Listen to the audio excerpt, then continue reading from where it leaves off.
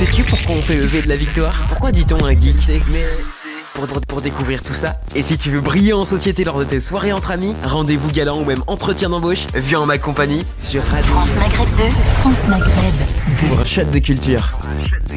Anna Guézard. D'après vous, quelles sont les guerres les plus stupides de l'histoire, qui se sont déclenchées pour des raisons stupides? Est-ce que tu as une idée? J'ai l'impression que t'as ta réponse. Oui, un peu bah oui, rigolote j'ai derrière. T'as prévu. J'ai prévu. Ah, c'est marrant. Je pense qu'une guerre, c'est toujours un peu absurde. Ça coûte beaucoup trop aux gens. Donc, je dirais toutes les guerres ont leur débilité. Ah, excellente réponse. Et allez, à la tunisienne. Et d'après vous, alors vous qui regardez le live en direct, n'hésitez pas à nous écrire en commentaire. Et ceux qui veulent nous appeler, Nabil 01 01 40 33 9000, 01 40 33 9000. N'hésitez pas à nous appeler pour nous donner vos réponses ou pour discuter avec Nawel, lui poser des questions. Les Tunisiens, pour parler de la révolution du jasmin. Mais Anna, justement, ma chanson, ça m'intéresse. Oui, tu lui as changé le nom, la révolution des figuiers. Et pourquoi? J'étais curieuse d'ailleurs. Voilà. Bah, c'est une image. Bon, après, la poésie, c'est ça permet de décaler un peu le regard, etc. Et je trouvais que comment on l'a appelé révolution du jasmin. Le jasmin, ça a une connotation un peu romantique. Et c'est très tunisois. En fait, c'est à Tunis, à Flarasma, la capitale, qu'on trouve la fleur du jasmin. Ouais. Or, la révolution, justement, elle a commencé avec l'immolation de Mohamed Bouazizi, ce qui était dans le sud de la Tunisie, où c'est là où il y avait un contexte social beaucoup plus dur qu'à Tunis. Et la révolte est partie du sud. Et dans le sud, on trouve plutôt des figuiers. Donc, le figuier fait chouk, donc les épines, ça pique. Et du coup, j'ai choisi de remplacer ça pour dire que c'était une révolution déjà qui venait du sud et puis qui était un peu plus âpre, un peu plus piquante et un peu moins romantique que l'image juste oui, c'est pour la liberté d'expression, ça vient de Tunis.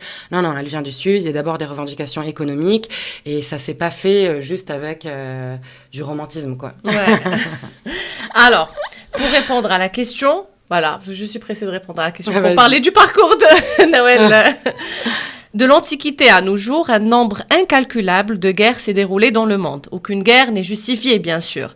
Mais si on se penche un peu sur les raisons pour lesquelles des guerres sanglantes ont éclaté, nous serons sidérés d'apprendre à quel point ces raisons sont stupides. On peut citer la guerre du foot, aussi appelée la guerre de 100 heures, lors de la Coupe du monde de football de 1969, un match de foot entre le Honduras et le Salvador qui s'est terminé par la défaite du Honduras au Mexique a causé une guerre qui a fait entre 3000 et 6000 morts, des milliers de blessés, femmes violées, la destruction de tant de maisons et plus de 100 000 Salvadoriens expulsés du Honduras.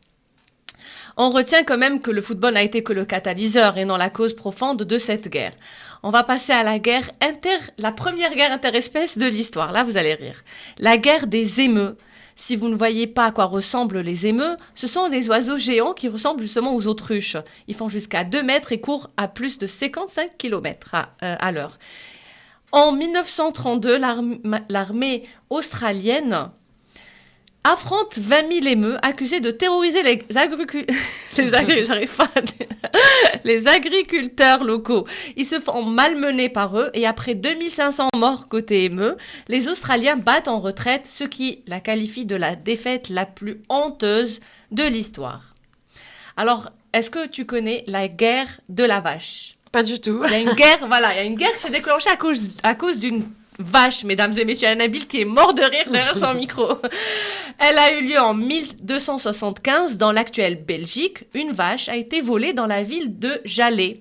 Son propriétaire l'a réclamée et une guerre s'est déclenchée. Résultat, une 60aine de villages brûlés et environ 15 000 morts. Ah là là. Voilà. Et si je vous dis qu'une guerre entre les USA et le Royaume d'un cochon, est-ce que vous me croirez? Vous avez déjà entendu parler de ça? Non, pas du tout.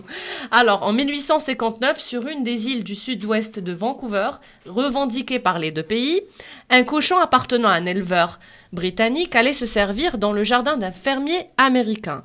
Le général Harney envoie les canons et les soldats, les Britanniques envoient des canons et des navires de guerre.